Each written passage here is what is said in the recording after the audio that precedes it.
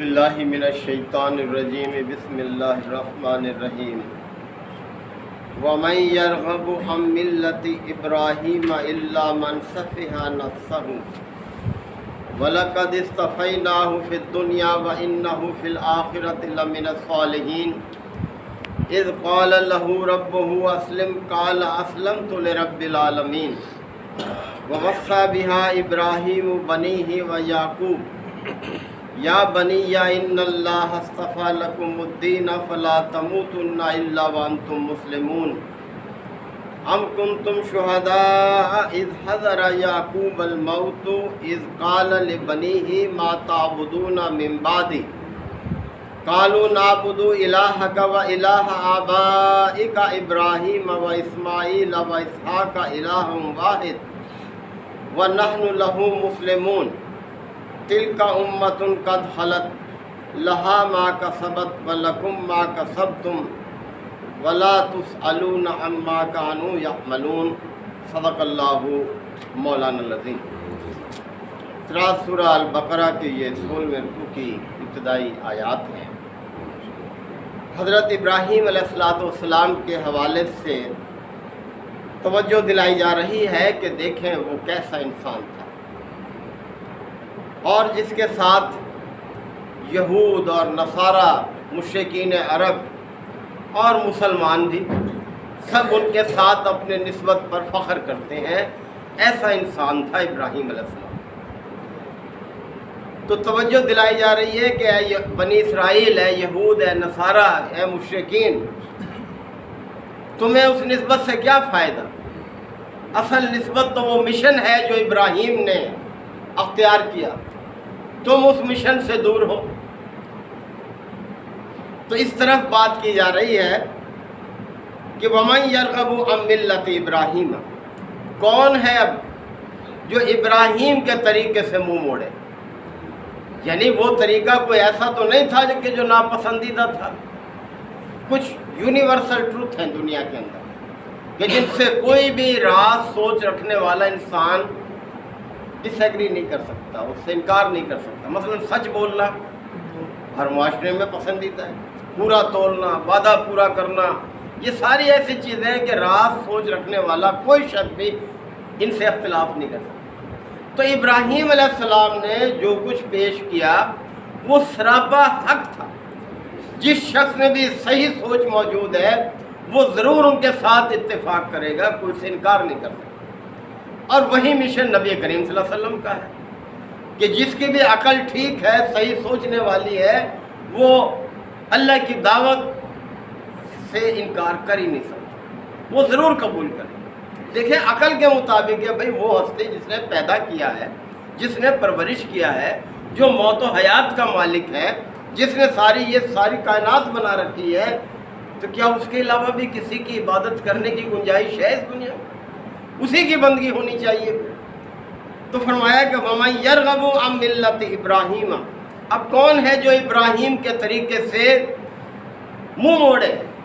وہی منہ موڑے گا، فرمایا إِلَّا مَنْ سَفِهَ نَفْسَهُ، جس نے اپنے آپ کو بے وقوفی اور حماقت میں مبتلا کر لیا ہو، وہی منہ موڑے گا۔ یعنی بے وقوفی ہے، حماقت ہے انبیاء کی تعلیمات سے منہ موڑنا، اور عین عقل مندی ہے انبیاء کی تعلیمات کو قبول کرنا اور اس پر عمل کرنا، اس کے مطابق زندگی بسر کرنا۔ وَلَقَدِ اصْطَفَيْنَا فِي الدُّنْيَا، اور دنیا میں بھی ہم نے اسے اپنے کام کے لیے چن لیا تھا، ابراہیم علیہ السلام کو۔ وَإِنَّهُ فِي الْآخِرَةِ لَمِنَ الصَّالِحِينَ، اور آخرت میں بھی اس کا شمار صالح لوگوں میں ہو۔ یہی ہمارے لیے نصیحت کہ ہم اللہ کی اطاعت اور بندگی میں رہیں تو دنیا میں بھی پسندیدہ ہیں اللہ کے، اور آخرت میں بھی ہم اللہ کے پسندیدہ ہوں گے اور ہمیں صالحین میں شمار کیا جائے۔ پھر توجہ دلائی کہ اذ قال لہ ربہ اسلم، ذرا یاد کرو جب اس کے رب نے اسے کہا کہ مسلم ہو جا، قال اسلمت لرب العالمین، تو اس نے فوراً کہا کہ میں رب العالمین کا مسلم ہو گیا۔ مسلم ہونے کا مطلب سر اطاعت جھکا دینا، اپنے آپ کو اللہ کے سپرد کر دینا، زندگی کے ہر معاملے میں اللہ کی اطاعت اور بندگی کو اختیار کرنا، اس چیز کو مسلم کہا جاتا ہے۔ تو جب اس کے رب نے اسے حکم دیا کہ مسلم ہو جا تو اس نے فوری طور پر کہا کہ میں ہو گیا مسلم، بس اس ہستی کا جو کائنات کا مالک ہے۔ وَوَصَّى بِهَا ابراہیم بَنِيهِ، اور اسی چیز کی تاکید ابراہیم نے اپنی اولاد کو کی کہ بھئی اللہ کے مسلم بن کے رہنا، یہی کامیابی ہے۔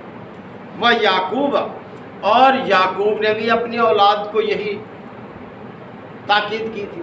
اب یعقوب علیہ السلام کا نام علیحدہ سے اس لیے لیا کہ بنی اسرائیل قوم براہ راست یعقوب علیہ السلام کی قوم، یعنی یعقوب علیہ السلام کا ہی لقب تھا اسرائیل جو اللہ نے ان کو عطا کیا تھا، اور اسی حوالے سے یہ قوم بنی اسرائیل کہلائی یعقوب علیہ السلام کی۔ یا بنیہ، اور انہوں نے یہ تاکید کی تھی کہ اے میرے بچوں، ان اللہ اصطفیٰ لکم الدین، اللہ نے تمہارے لیے یہی دین منتخب کیا، اللہ کا منتخب کیا ہوا دین ہے جو ابراہیم نے پیش کیا، یعقوب نے پیش کیا، اور اسی چیز کی تاکید انہوں نے اپنی اولاد کو کی کہ اے میرے بچوں، اللہ نے تمہارے لیے اسی دین کو پسند کیا ہے۔ فلا تموتن الا وانتم مسلمون، لہذا مرو تو اسی دین پہ مرنا، یعنی تمہیں موت آئے تو اسی دین پر آئے، مرتے دم تک مسلم رہنا۔ اگر آخر میں انسان چھوڑ بیٹھے اس دین کو، سب کیا کرایا ضائع چلا جائے گا، اس کی پوری زندگی کی محنت ضائع چلی جائے گی۔ ام کنتم شہداء اذ حضر یعقوب الموت، کیا تم اس وقت موجود تھے؟ ام کنتم شہداء، ظاہر ہے اس وقت کچھ نہ کچھ لوگ موجود تو تھے نا جب یعقوب علیہ السلام اس دنیا سے رخصت ہو رہے تھے۔ فرمایا ام کنتم شہداء اذ حضر یعقوب الموت، جب یعقوب اس دنیا سے رخصت ہو رہا تھا تو کیا تم اس وقت موجود تھے؟ اذ قال لبنیہ، جب اس نے اپنے بیٹوں سے کہا تھا ما تعبدون من بعدی، بتاؤ میرے بعد تم کس کی عبادت کرو۔ اب دیکھیں پیغمبر کو فکر کس چیز کی ہوتی ہے، اور ہم بھی اپنا جائزہ لیں، ہمیں اپنے آخری وقت میں کن باتوں کی فکر ہوتی ہے اپنے بچوں کے لیے۔ اصل فکر کیا ہونی چاہیے کہ بچے کس دین پہ کس طریقے پر چلیں گے۔ تو فرمایا کہ جب یعقوب اس دنیا سے رخصت ہو رہا تھا تو ذرا یاد کرو وہ وقت کہ اس نے اپنے بیٹوں سے کیا کہا تھا کہ ما تعبدون من بعدی، کہ میرے بعد تم کس کی عبادت کرو گے؟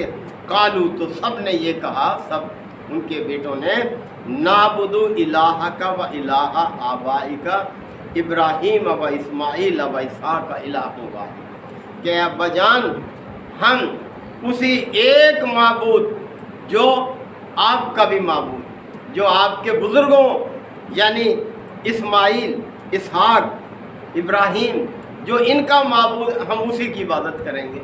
تو کتنی خوشی ہوئی ہوگی یعقوب علیہ السلام کو اپنے بیٹوں کا یہ جواب سن کر کہ ابا جان ہم اسی معبود کی عبادت کریں گے جس کی عبادت آپ نے کی، جس کی عبادت آپ کے بزرگوں ابراہیم، اسحاق اور یعقوب نے کی، ہم سب اسی کی عبادت کریں۔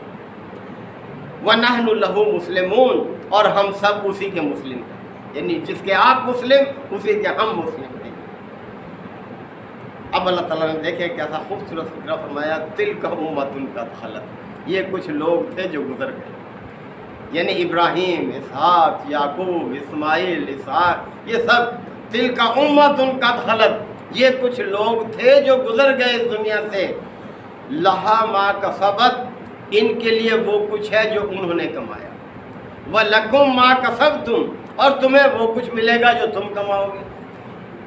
انسان کا جو عمل ہے، جو فعل ہے، قرآن کی زبان میں وہ اس کا کسب ہے، یعنی ہر عمل کا کوئی نہ کوئی نتیجہ ہے، اور جو نتیجہ ہمیں ملنے والا ہے وہی ہمارا کسب ہے، وہی ہماری کمائی ہے۔ لہٰذا ہمیں اپنی کمائی کی فکر ہونی چاہیے کہ اس دنیا میں ہم کیا کما کر آخرت کے لیے لے جا رہے ہیں۔ تو فرمایا جا رہا ہے کہ تِلْکَ أُمَّةٌ قَدْ خَلَتْ، یہ کچھ لوگ تھے جو گزر گئے، لَہَا مَا كَسَبَتْ، جو کچھ انہوں نے کمایا وہ ان کے لیے، وَلَكُمْ مَا كَسَبْتُمْ، اور جو کچھ تم کماؤ گے وہ تمہارے لیے، وَلَا تُسْأَلُونَ عَمَّا كَانُوا يَعْمَلُونَ، اور جو کچھ وہ کر گئے اس کے بارے میں تم سے نہیں پوچھا گیا، یعنی ہر شخص اپنی کمائی کے حوالے سے جواب دے گا۔ ہمارے بزرگ جو کر گئے ان کے جواب دہ ہم نہیں ہیں، وہ اپنے جواب دہ ہیں۔ لہذا ہر شخص کو اپنی فکر کرنی چاہیے کہ میں کیا کر رہا ہوں، کل کو میرے کیا نتیجہ ملے گا اس کا۔ وہ ہے نا سورہ حشر کی بڑی مشہور آیت ہے، وَلْتَنْظُرْ نَفْسٌ مَا قَدَّمَتْ لِغَدٍ۔ ہر شخص اس بات کو پیش نظر رکھے کہ اس نے کل کے لیے کیا آگے بھیجا ہے، کیا آگے بھیج رہا ہے وہ کل کے لیے، اس بات کو پیش نظر رکھے۔ اللہ تعالی ہم سب کو عمل کی توفیق عطا فرمائے۔ وآخر دعوانا الحمدللہ وکفیٰ وسلام علی عبادہ الذین اصطفیٰ۔ ربنا آتنا فی الدنیا حسنہ وفی الآخرۃ حسنہ وقنا عذاب النار وادخلنا الجنۃ مع الابرار یا عزیز یا غفار یا رب العالمین۔ اللہم انک عفو کریم تحب العفو فاعف عنا۔ اللہم من احییتہ منا فاحیہ علی الاسلام ومن توفیتہ منا فتوفہ علی الایمان۔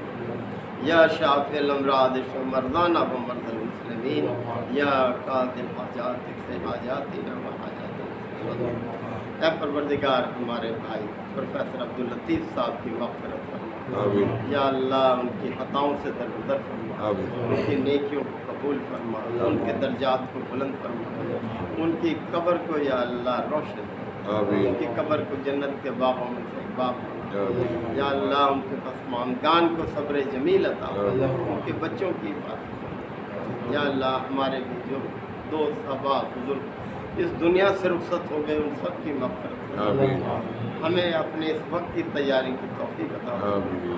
ربنا تقبل منا انک انت السمیع العلیم وتب علینا انک انت التواب الرحیم۔ صلی اللہ تعالی علی خیر خلقہ محمد وآلہ وصحبہ اجمعین۔